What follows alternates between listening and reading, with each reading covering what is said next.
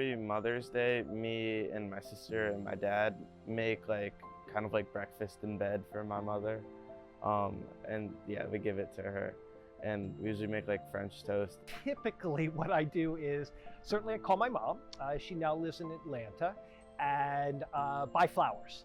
So I always like to send her flowers on my birthday. I always like to thank her for having me, and then for Mother's Day as well. We're gonna celebrate Mother's Day a little bit early, and we haven't decided exactly what we're gonna do, but maybe we'll go to like the Japanese gardens in Saratoga. I was thinking of like going out to eat with her and like getting a cake and just like having like a mother-daughter bonding day. My mom lives in Santa Clara, and so every year for the last 25 years now, I brought her a Jamba Juice in the morning. It's just something that we continue the tradition. She's very hardworking, and she's kind, and she's like honest. She always tries to like tell my sister and I like be good people. It's like it's okay to fail, like as long as you keep trying and keep working. Yeah. Well, again, her strength.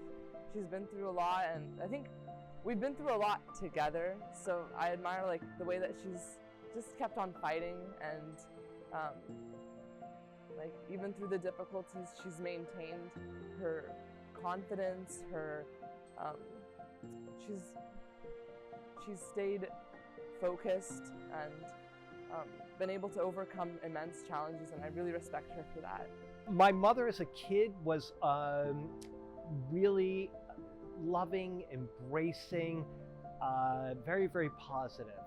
And those are all attributes that I deeply appreciate, particularly as I've gotten older. Oh my gosh. Oh man, so many things. I'm gonna like start tearing up a little bit. My mom has been both the greatest role model and also the greatest supporter in my life.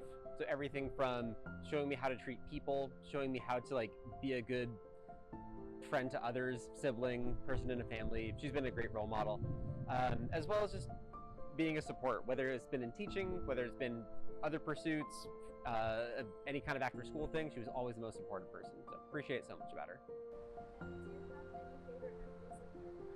I remember my mom would always read to me in bed, and I remember when I was really, really young, I mean really young, and I may have been even in my crib or something, and so I remember my mom reading to me from a book, and then just tickling me, and it was just such a loving moment that it has stayed with me for all of these decades, both the love of reading and that physical closeness and demonstration of love. Oh my gosh, well, I spend so much time with her. I don't know, like, I always tell her that, like, first she's my best friend, and then after she's my mom. But she doesn't really like to agree with that, but we spend a lot of time together, and I'd say favorite memories, traveling. We've done some cool trips to different parts of the United States, so I really liked when we went to New Mexico or Arizona, and we hike a lot.